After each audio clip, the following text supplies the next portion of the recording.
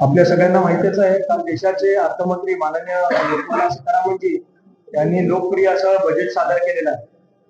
त्याच बजेटचं विस्तृत माहिती देण्यासाठी आणि बऱ्याच लोकांमध्ये त्यांच्या शंका कुशंका असतात त्याचं आणखी डिटेलमध्ये आपल्याशी चर्चा करण्यासाठी आणि तुमच्या मार्फत लोकांपर्यंत पोहोचवण्यासाठी आज आपल्यामध्ये भारतीय जनता पक्षाचे मुख्य सहप्रवक्ते आदरणीय विश्वास पाठकजी उपस्थित आहेत. तसेच आपल्यामध्ये ठाणे शहर जिल्ह्याचे अध्यक्ष ऍडव्होकेट संदीप लेलेजी, माझे सहकारी प्रवक्ते मृणाल पेंडसे, ठाणे शहरातील नवनिर्वाचित गटनेते मुकेश मोकाशीजी, सरचिटणीस विक्रम भोईर आणि सरचिटणीस समीराताई भारती आपल्यामध्ये उपस्थित आहेत. मी जास्ती वेळ न घालवता विश्वास पाठक साहेबांना विनंती करतो की त्यांनी आपल्याला संबोधन करावं. आजच्या या अर्थसंकल्पावरील वार्ताहर परिषदेचे उपस्थित सर्व पत्रकार बंधूंनो आणि मंचावर उपस्थित आमच्या ठाणे जिल्ह्याचे अध्यक्ष ऍडव्होकेट संदीपजी लेले, नुकतेच ज्यांची घटक नेता म्हणून निवड झाली असे नगरसेवक मुकेश मोकाशीजी, महाराष्ट्र प्रदेशाच्या प्रवक्ता नगरसेविका मृणाल पेंडसेजी, सरचिटणीस डॉक्टर समीरा भारतीजी, सरचिटणीस विक्रम भोईरजी आणि प्रदेश प्रवक्ते सागर भदेजी, सर्वांना नमस्कार. आपण सगळे जाणता की कालच आपल्या देशाच्या अर्थमंत्री सन्माननीय निर्मला सीतारामन यांनी देशाचा सलग 9व्यांदा अर्थसंकल्प सादर केला. एक महिला म्हणून भारतामध्ये अशा प्रकारचा अर्थसंकल्प सादर करण्याचा हा एक विक्रम आहे. आणि त्याचबरोबर देशाचे प्रधानमंत्री आदरणीय नरेंद्रजी मोदी यांच्या नेतृत्वामध्ये देखील 13वा सलग असा अर्थसंकल्प सादर झाला. अर्थसंकल्प सादर झाल्यानंतर अजून साधारणतः 24 तास उलटलेले अर्थसंकल्पामध्ये सगळे प्रोव्हिजन्स हातामध्ये यायला वेळ लागतात, अभ्यास करायला वेळ लागतात. मात्र मोठे अर्थसंकल्प काय आहे हे आपल्या लक्षात आलेलंच असतं. या अर्थसंकल्पाची विशेषता अशी आहे की जागतिक स्तरावर एक वेगळ्या प्रकारचं असं वातावरण आहे. आपण बघतोच की अमेरिकेचे अध्यक्ष डोनाल्ड ट्रम्प याचा जो काही आंतरराष्ट्रीय स्तरावर एक अप्रोच आहे त्याचा फटका देखील भारताला बसू शकतो का, आंतरराष्ट्रीय स्तरावर बसू शकतो का, तिसरं युद्ध होणार तर नाही, अशा प्रकारच्या अनेक संभावनांमध्ये हा आपण सादर केलेला अर्थसंकल्प आहे. मित्रांनो, भारत देशातील जर पहिले 10 देश तुम्ही बघितले ज्यांचा जीडीपी हा देशामध्ये जगामध्ये पहिल्या 10 मध्ये येतो, त्यांचा सरासरी वृद्धी दर म्हणजे ग्रोथ रेट हा 3.5% आहे. या पार्श्वभूमीवर आपला जो भारताचा ग्रोथ रेट आहे हा 7.2% आहे. हे अतिशय एक आश्वासक असं चित्र आहे.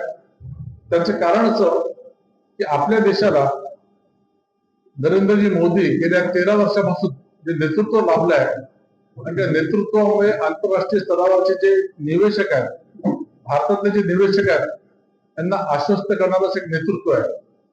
शेवटी अर्थनीती ही इन्व्हेस्टमेंटशी संबंधित आहे. आज भारत जागतिक स्तरावर एफडीआय मध्ये म्हणजे विदेश परकीय चलनामध्ये हा मोस्ट फेवर्ड आहे.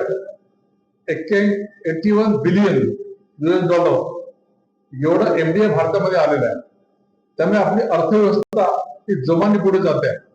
आता अर्थव्यवस्थेचा रेट 7.2% असणं म्हणजे काय, तर जास्तीत जास्त आपण डेव्हलपमेंटल ऍक्टिव्हिटीज हातामध्ये घेतो. डेव्हलपमेंटल ऍक्टिव्हिटीज आपण हातामध्ये घेतो तेव्हा आपलं इन्फ्रास्ट्रक्चर बिल्डअप होतो, पायाभूत सुविधा बनायला सुरुवात झाली तर रोजगार निर्मिती होते. रोजगार निर्मिती झाली की कर संकलन वाढतं. कर संकलन वाढलं की सरकारचं भांडवल येतं आणि त्या भांडवलाच्या माध्यमातून जेवढेही समाजोपयोगी वेलफेअर स्कीम्स आहेत किंवा इन्फ्रास्ट्रक्चरच्या स्कीम्स असतात त्या राबवायला सरकारला सोपं जातं.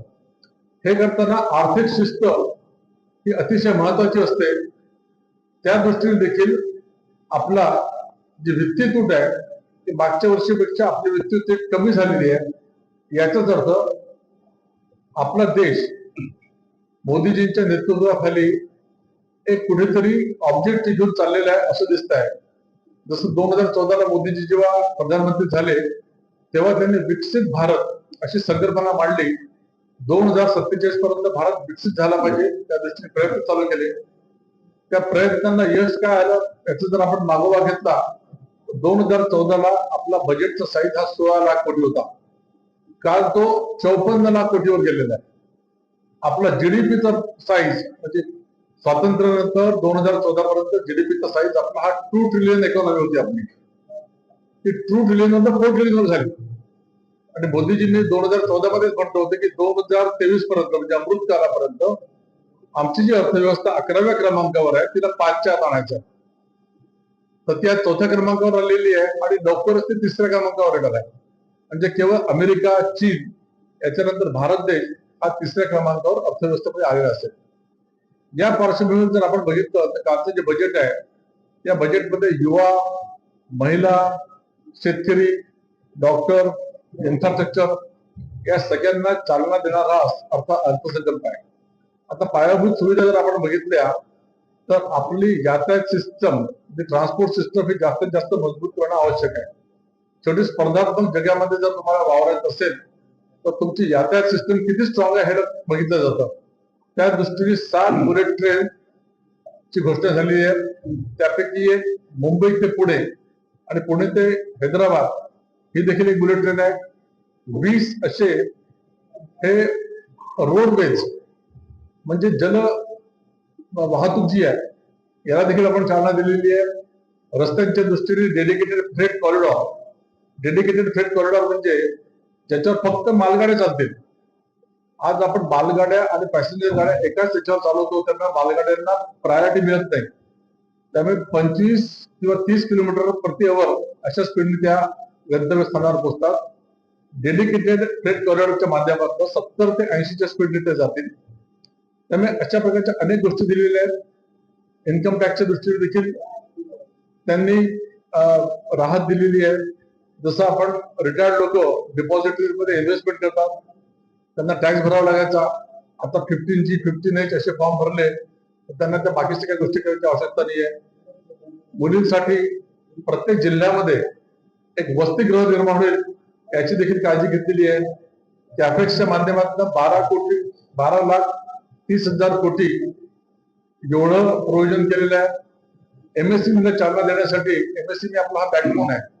एमएससी ला चालना देण्यासाठी 7,000 कोटीचं क्रेडिट गॅरंटी स्कीम देखील इथे दिसते आहे। त्यामुळे अशा अनेक गोष्टींवर ऊर्जा खात्यामध्ये जर आपण बघितलं तर सोलारला मोठ्या प्रमाणामध्ये चालना मिळत आहे। कुसुम सारख्या स्कीमला देखील चालना मिळत आहे। मला असं वाटतं की आपला जास्त वेळ घेणार नाही, पण ओव्हरऑल हे जे बजेट आहे हे अंत्योदयची जी स्कीम आहे म्हणजे जो कोणी रांगेतला शेवटचा व्यक्ती आहे त्याला त्याचा लाभ कसा होईल त्या दृष्टीनेच टाकलेलं पुढचं पाऊल आहे।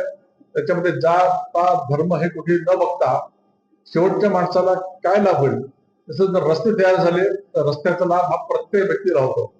जल जीवन मिशनच्या माध्यमातून जर पाणी घरोघरी गेलं तर त्याचे जात पात धर्म बघितला जाते, त्याच्या घरात पाणी देखील जातं। अशा प्रकारच्या सगळ्या गोष्टी याच्यामध्ये आलेल्या आहेत आणि या दृष्टीने मी आपल्यामध्ये आलेलं आहे। मी निर्मला सीतारामनजी यांचं अभिनंदन करतो की त्यांनी आपल्याला सध्याच्या परिस्थितीच्या पार्श्वभूमीवर एक चांगला अर्थसंकल्प दिलेला आहे। धन्यवाद। प्रश्न कोणाला?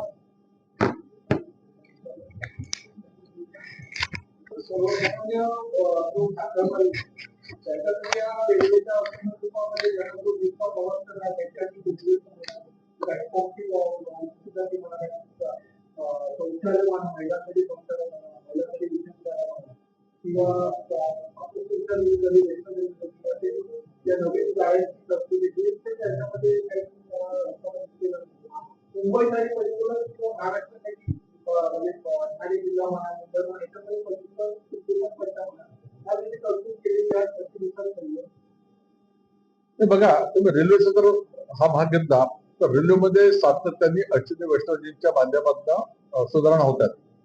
जसं वंदे भारत रेल्वे वंदे भारत सारख्या अनेक गाड्या दर महिन्यामध्ये काही ना काही घोषणा होऊन त्या चालवायला सुरुवात देखील झालेली आहे. प्रत्येक प्लॅटफॉर्ममध्ये जी स्वच्छतागृह हे आता जवळजवळ सगळ्या प्लॅटफॉर्मवर मोठ्या प्रमाणामध्ये सुरू झालेले आहे. काही ठिकाणी अजून त्याची मागणी असू शकते, पण ती देखील मागणी पूर्ण केली जात आहे. मुंबईचा जर विचार केला तर मागच्याच वर्षीपासून आपण बघितलं की आता रेल्वेच्या डब्यांची दारं आपोआप बंद होणार आहेत. एसी ट्रेन देखील सुरू झालेल्या आहेत. एसी ट्रेनचे दर देखील फर्स्ट क्लासच्या तिकिटाच्या दराच्या इक्वलच आहेत. त्यामुळे रेल्वेच्या दृष्टीने देखील अनेक गोष्टी इथे दिलेल्या आहेत.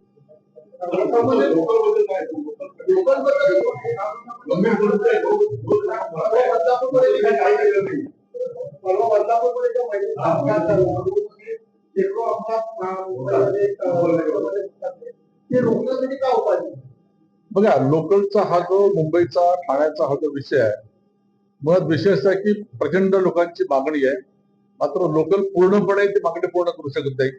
त्याला उपाय एवढंच आहे, म्हणजे आपण बघतोय म्हणून मेट्रो सुरू झालेले आहेत, बसेसचा आपण जाळा अजून वाढवतोय, एलिव्हेटेड कॉरिडॉर देखील होत आहे, नवनवीन रस्ते जसं कोस्टल रोड आहे किंवा अटल सेतू झालेला आहे, असे रस्ते देखील निर्माण होत आहेत.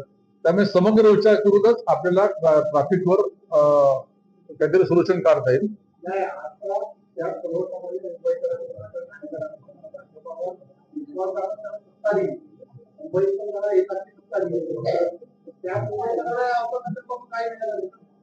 बघा, प्रत्येक अर्थसंकल्पामध्ये प्रत्येक वेळी आमचं सरकार संवेदनशीलपणे लोकांच्या अपेक्षांना उतरतं. 100% उतरतं का नाही आम्ही दावा करत नाही, आणि म्हणूनच आम्हाला ते निवडून देतात आहे.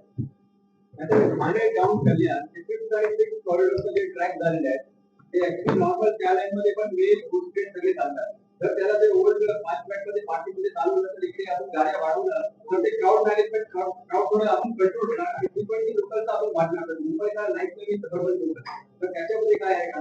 नाही, नक्कीच दुसरं तुमचं एकदम बरोबर आहे. त्याच्यावर हे सरकार काम करत आहे की 5वी आणि 6वी लाईन याची संकल्पना जशी आली आणि याच अश्विनी वैष्णव ते केलं होतं.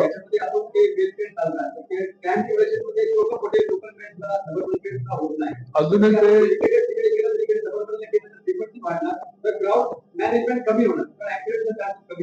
तुमची सूचना एकदम बरोबर आहे, त्याच्यावरच काम करत आहे. हळूहळू त्याचं रॅशनलायझेशन होईल आणि शेवटी लोकलचे ट्रेन सेपरेट ट्रॅकवर चालतील असंच तो प्रयत्न राहील. रॅशनलायझेशन चालू आहे, म्हणजे हळूहळू त्या या ट्रेन कमी होतील, पॅसेंजर ट्रेन कमी होतील, लोकल ट्रेन डेडिकेटेड जातील. तर सरकारचं थिंकिंग बघा, आता म्हणजे मालगाड्यांसाठी डेडिकेटेड ट्रेन कॉरिडॉर, म्हणजे फक्त मालगाड्या जातील अशा टाईपचं, म्हणजे उत्तरेकडनं बंगालपर्यंत आणि उत्तरेकडनं दक्षिणेपर्यंत अशा टाईपचे डेडिकेटेड फ्रेट कॉरिडॉर सुरू झाले आहेत. तो आरोप होतोय उत्तरेकडून बंगालकडे, उत्तर प्रदेश निवडणुका आहे, पश्चिम बंगालच्या निवडणुका आहे, या निवडणुका या अर्थसंकल्पामध्ये तरतूद करण्यात आली असा आरोप होतो. त्यामुळे या सगळ्या उत्तरेकडून पश्चिम बंगालकडे करण्यात तो आरोप होतोय विरोधकांकडून. निवडणुका जेव्हा सुरू केलेल्या अर्थसंकल्प आहे ते निवडणुका झाल्या, त्याच्यामध्ये काय काय दिलं तर तिथे त्यांना बरोबर दिलं. मला सांगा, कालच्या अर्थसंकल्पामध्ये कोणत्या राज्याला काय दिलं, म्हणजे ठराविक दिलं? आणि जर दिलं असतं तर तुम्हीच प्रश्न विचारला असता की बंगालमध्ये निवडणुका मग तुम्ही काहीतरी दिलं. आता कालच्या अर्थसंकल्पामध्ये एकही राज्याचा उल्लेखच नाहीये.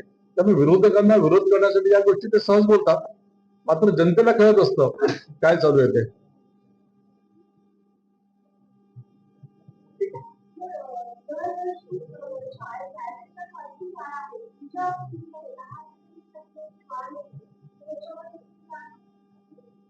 बघ, आता देश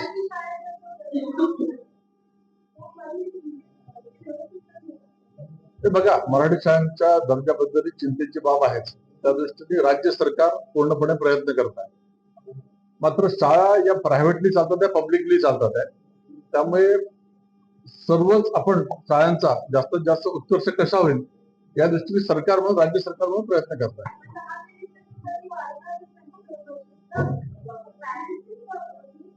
कसं आहे, ते नॉन एडेड स्कूल्स आहेत. आपण आपल्याला चांगल्या दर्जाचं शिक्षण द्यायचं असेल तर प्रायव्हेट पार्टिसिपेशन देखील करणं आवश्यक आहे. तर या प्रायव्हेट स्कूलमध्ये नॉन एडेड असल्यामुळे त्यांना त्यांचा खर्च भागवायचा असतो. त्यामुळे काही प्रमाणामध्ये त्यांना तो आपल्याला सवलत देणं आवश्यक आहे.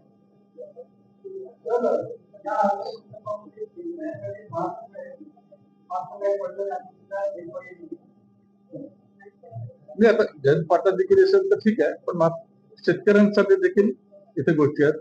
नारळाची शेती, काजू, बदाम, मत्स्य व्यवसाय, अनेक गोष्टी आहेत. हा शेतकरी म्हणजे शेतकऱ्यांना आज विजेची देखील आवश्यकता आहे. त्याला दिवसा सोलरच्या माध्यमातून स्वस्तामध्ये वीज मिळणार आहे. महाराष्ट्रामध्ये तर आपण फ्रीमध्ये वीज देतो शेतकऱ्यांना, त्यामुळे त्याला मागेल त्याला सौर पंप ते देखील देत आहे. त्यामुळे ठीक आहे, विरोधकांना कसं आहे की अर्थसंकल्प न वाचून विरोध करणं आणि बोलणं. आता माझ्यासारख्या देखील अभ्यासकाला वाचायला थोडासा वेळ लागतो. हे लोक न वाचता रिएक्शन देतात, ही पारंपरिक चाललेली पद्धत आहे.